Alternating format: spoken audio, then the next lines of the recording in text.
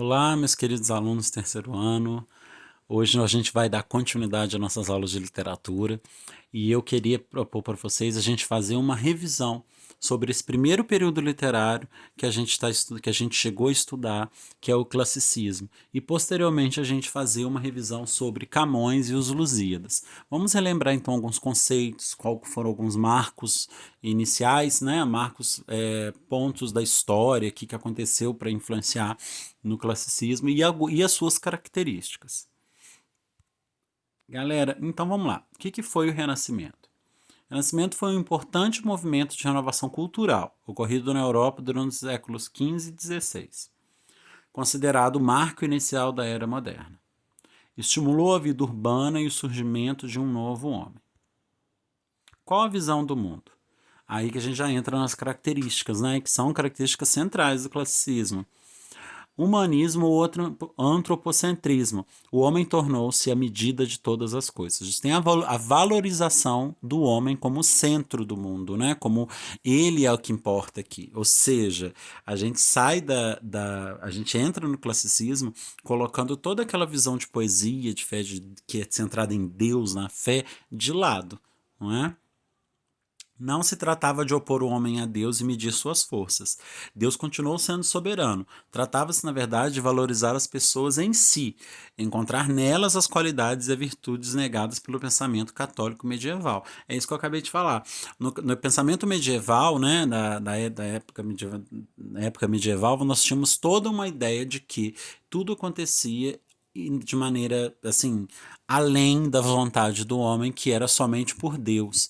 E aqui você vai ter que reconhecer que homens têm virtudes, qualidades e entender os sentimentos desse homem. Literatura, marco inicial. Então aí a gente tem algumas coisas que eu coloquei aqui só para a gente poder se apegar mais aqui a ter mais informações, né? Informações formais. Em 1527, quando Francisco Sá de Miranda retorna a Portugal, vindo da Itália, trazendo doce e estilo novo, soneto e medida nova. Então, momento sociocultural, galera. Esse é muito importante, né? Você sabe que eu sempre peço isso, e isso é entra de extrema importância no que a gente vai ver as características. Naquele tempo existia uma crise na igreja, a expansão marítima, né? Muito influente, até mesmo a gente vê na literatura, por exemplo, no Camões, na parte da produção das obras. O mercantilismo, ou seja, a forma você tinha uma nova forma de valorização de riquezas, né? Aqui não era mais a questão de propriedades, de terras. A gente já começa a ter uma questão de compras, de trocas, de explorações, de se jogar ao mar, né? Como na expansão marítima.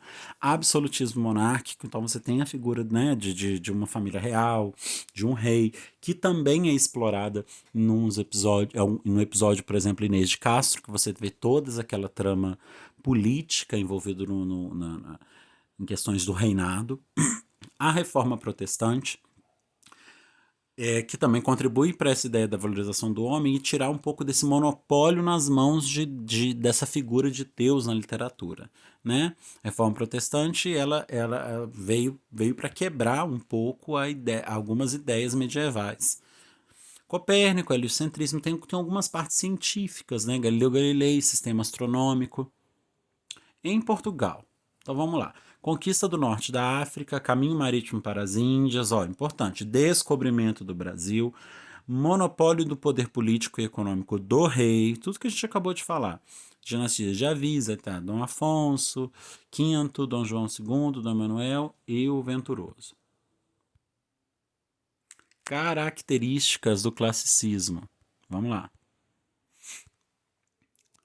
A imitação dos autores clássicos, né? O do próprio nome já diz, gregos e romanos da antiguidade. Então a gente tem como uma grande característica em quase todas as suas produções literárias desse período, a gente tem o retorno ao greco-romano, né? O clássico. E junto aí, você está aí, de exemplo, Homero, Virgílio, Ovídio, etc. Junto aí o uso da mitologia. Os deuses e as musas inspiradoras dos clássicos gregos e latinos aparecem também nos clássicos renascentistas. Os Lusíadas aí tá Vênus, a deusa do amor, Marte, o deus da guerra, protegem os portugueses em suas conquistas marítimas. Muitas dessas características a gente já viu, né, quando a gente estudou os episódios dos Lusíadas. E aqui você tem uma cultura, questão da cultura pagã, né? E aí você tem aí do retorno ao clássico, como grandes marcas dessa característica. Predomínios da razão sobre sentimentos. Olha só, muito importante também. Ou seja, você tem uma marca muito bem marcada, uma questão de uma racionalidade muito forte, né? Muito diferente de quando você estava num período anterior, naquele período medieval. A linguagem clássica não é subjetiva nem impregnada de sentimentalismo e de figuras, porque procura coar, através da razão, todos os dados fornecidos pela natureza e dessa forma expressou verdades universais. Então, olha só, é o que fala do universalismo, né? São sentimentos, você vai tratar de ideias que valem para todos em qualquer época.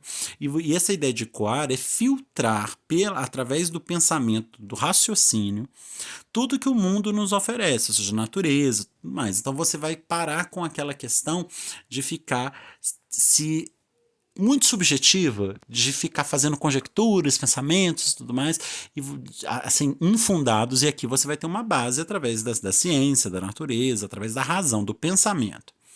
4. Uso de linguagem sóbria, simples, sem excesso de figuras literárias. Também você vai ver, diferente do período nós vamos estudar aí, né, muito em breve, no Barroco, você vai ver que nessa fase, até o Barroco, vocês vão ver que é uma fase que tem muita questão, a figura de Deus é muito marcada, o conflito homem-Deus.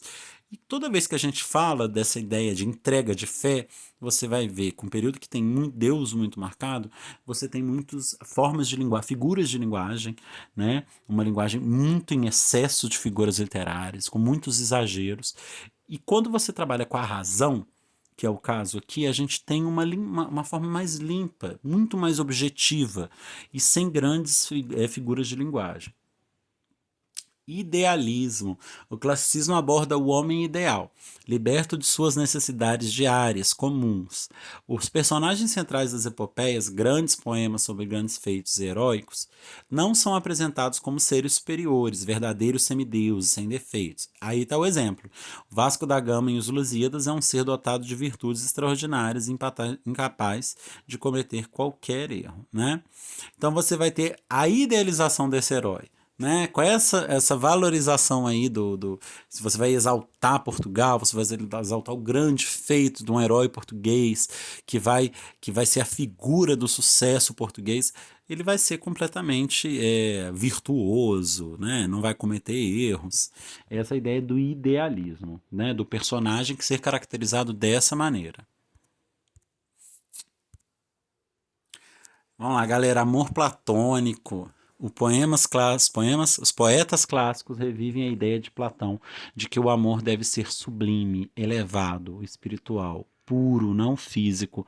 Aquele amor inatingível. É aquele amor que é feito para existir somente no plano das ideias, né? Ele é muito bonito, mas ele é um amor que ele não vai se realizar. E essa é a ideia do amor platônico. Busca da universalidade e impessoalidade, número 7. A obra clássica torna-se a expressão de verdades universais, eternas, e despreza o particular, o individual, aquilo que é relativo. Então, galera, aqui, como eu falei, não é subjetivo. Eles têm ideias muito objetivas que vão ser filtradas através do que a natureza passa, do que a razão passa, e vai ser passada para todos. Não é uma visão egocêntrica do autor, como era, por exemplo, no romantismo. Aí você tem uma questão formal, né? Uma questão meramente formal, estilística, que é a substituição da medida velha medieval versus de 5 e 7 sílabas métricas, redondilha menor e redondilha maior, pela medida nova proveniente da Itália versus decassílabos do soneto. Galera, eu vou parar por aqui nessa aula de hoje. Posteriormente a gente continua. Queria muito que vocês me dessem algum retorno, o que vocês acharam, se tem alguma dúvida, se deu para esclarecer, tá? Queria muito ter o contato de vocês, retorno de vocês. Posteriormente a gente volta falando de Luís Vaz de Camões e sobre os Lusíadas, tá bom? Grande abraço para vocês e até muito em breve.